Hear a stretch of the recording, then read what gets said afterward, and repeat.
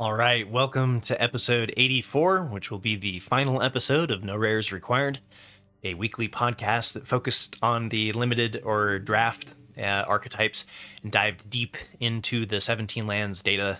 And Gruul's theme was Power 4 and was fairly accurate for Outlaws of Thunder Junction. And I like to start things off with my draft skeleton, consisting of 17 commons, 5 uncommons, and 1 rare or mythic. And the biggest downfall for this archetype was not being able to start on turn 2. I think that the bandit was a little bit of a letdown, which was the mana dork of the set, the 2-drop mana dork.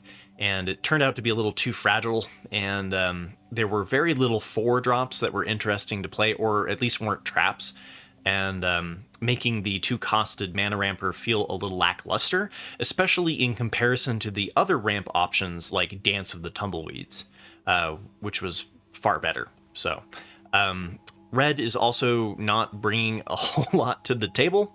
It was one of the weaker colors in the set. So if you're really going to find yourself in Gruul, you have to ask yourself why. And the biggest payoffs are definitely the gold multicolored cards. So Roxanne, Starfall Savant, Cactus Folk Sure Shot, and Jolene Plundering Pugilist.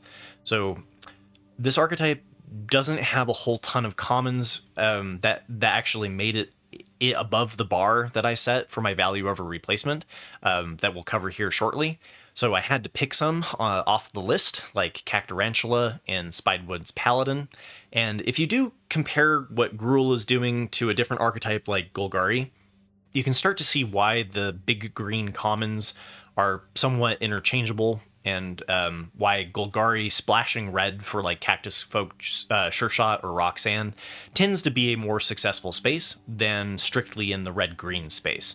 So with the larger picture in mind, though, let's dive into the 17 lands data and cover the traps to avoid and when to look to take each card if you do find yourself with reasons to be in red-green. So what I like to do is I like to calculate the total wins created. I do this by taking the average of the game's played win rate and the game in hand win rate on a tracker website called 17 Lands, and then I subtract the average win rate of all of the users in the archetype and multiply it by the numbers of games played. And what this allows me to do is look at what cards are most positively affecting the win rate for the average user. And so top of the list here, we've got Roxanne, Starfall Savant, followed by Cactus Folk Sure Shot, Throw from the Saddle, Jolene Plundering Pugilist, Trash the Town, Spinewood's Armadillo, Outcaster Greenblade, Scalestorm Summoner, Stingerback Terror, Beastbond Outcaster, Snake Skin Veil, Hellspur Posse Boss, Ornery Tumblewag, Longhorn Sharpshooter, Aloe Alchemist, and Bristling Backwoods. And you'll notice there's just a lot of uncommons. There's not a whole lot of commons on that list. And then we can repeat the same process, but look at what is most negatively affecting the archetype for the majority of people. And we can see our top 3 traps are the Irascible Wolverine. If you're going to be playing the ramp into big things, that does not work very well with the Wolverine, which wants to hit a small drop that you can then play quickly. So if you hit like a 6 or a 7 drop or something like that, then it's just you don't get the benefits of playing the 3-2, and we know the 3-2 is a bad stat block. Then we've got the Mine Raider, and that's the 3-2 trample for 2 and a red that enters the battlefield and creates a treasure token if you control an outlaw. And this one, not having a whole lot of outlaws in general, and the outlaws that are available or have been somewhat unimpressive. And again, the 3-2 stat block just being really terrible in this format full of 2-2s and 4-4s. And similarly, the Free Strider Commando, which is the 3-3 for 2 and a green, quickly gets outvalued. And then if you end up plotting it, it's often a 5-5 is not worth the tempo of not doing anything to develop the board on turn 4. So definitely avoid this one if you can.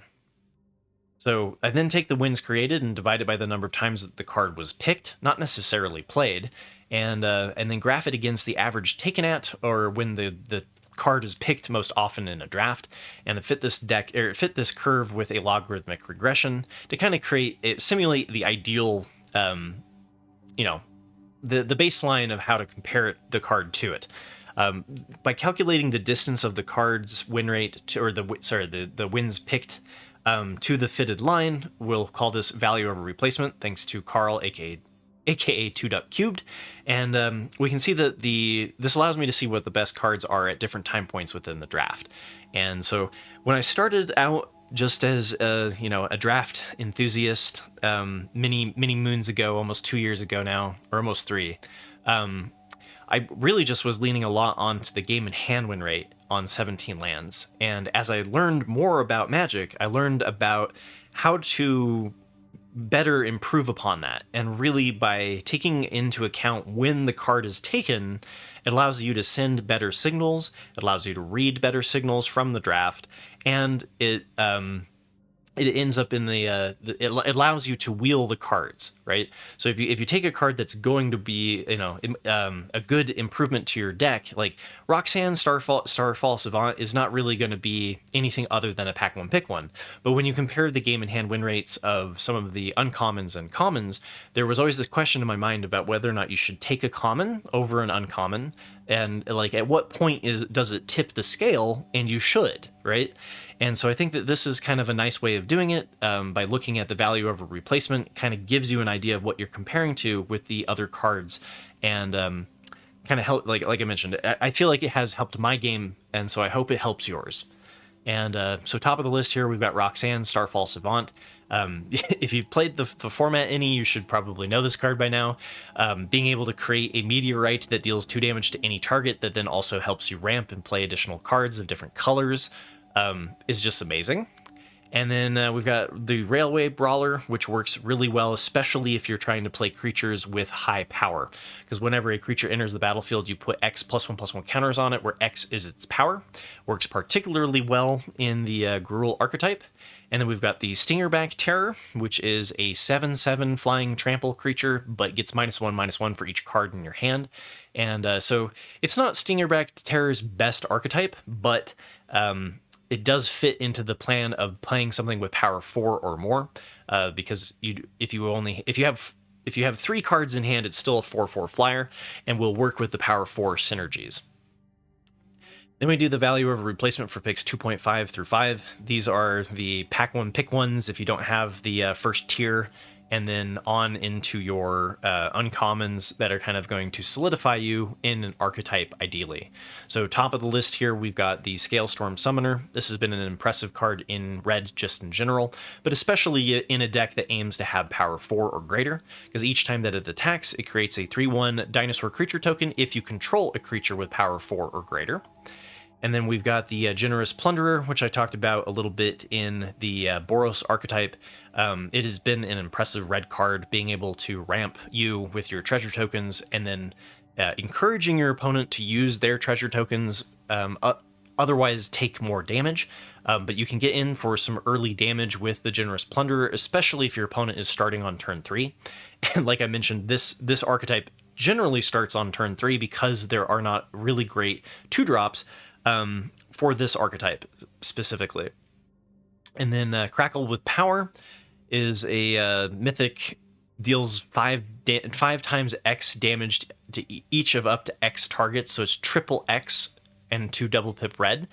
And so if you're ramping and you're getting into a lot of lands with your Dance of the Tumbleweeds and your Roxanne, creating meteorites that you can tap, of the archetypes that have the most amount of lands, I think Simic and Gruul are definitely up there. And so Crackle with Power, you know, the double pip red making it hard to splash in Simic makes Gruul Crackle with Powers like home. And you can end up dealing a ton of damage to your opponent with this card.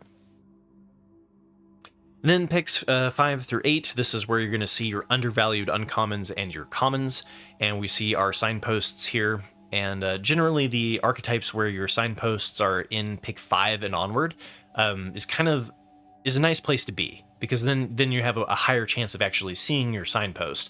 And so Cactus Folk Sure Shot, giving you the each creature with power 4 or greater gaining trample. Works particularly well. I think I talked about this one long ago in Golgari, but if you look at the most up-to-date version, because Golgari I talked about in week 1, being able to, this is a splashable card, since you only need the 1 red on turn 4.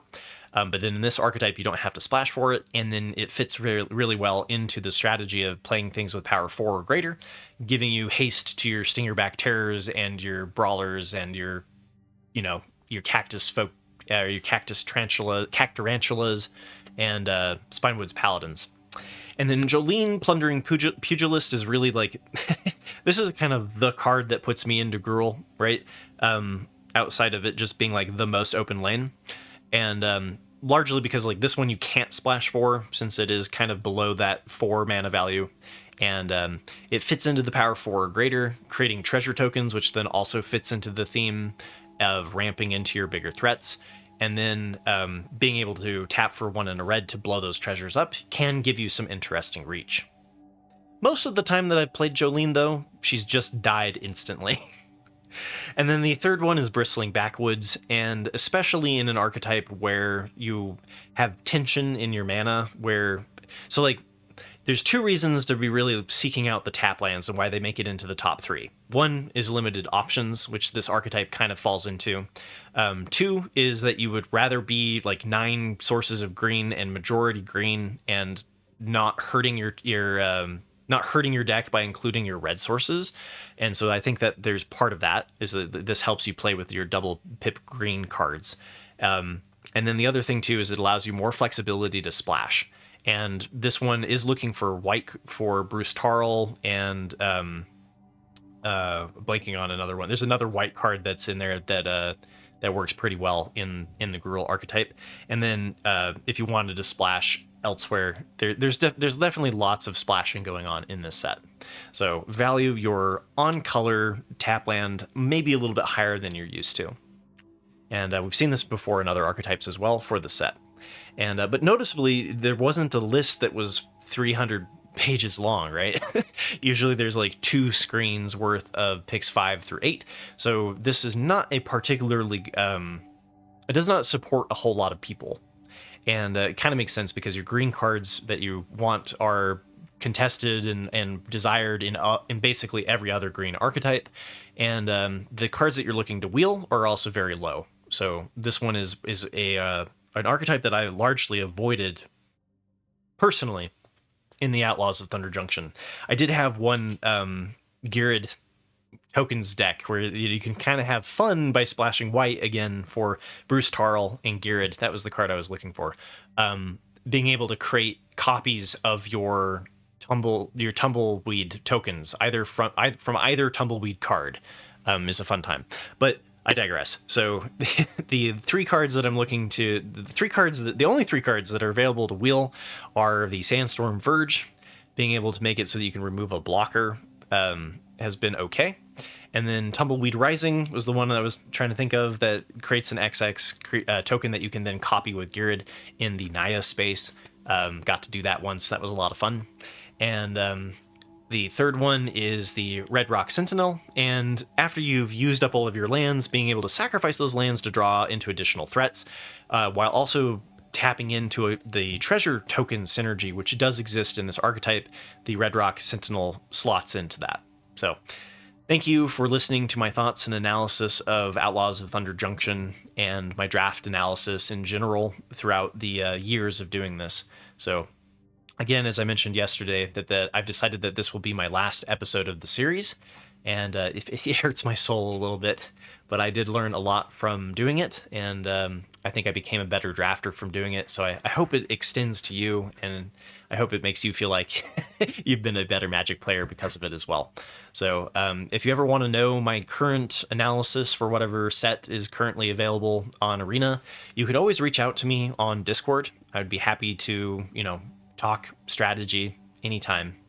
And the time commitment has started to outweigh the benefits, and just trying to look into my future, and so thanks for being a part of my community. And you can always drop by on Twitch, and again, you can always come play with us on the free cash open on the first Saturday of each month. And so take care, everybody. And I'm not going to be stopping Magic entirely, but I'm definitely going to be drawing it back a little bit. So as always, good luck getting those trophies. Take care.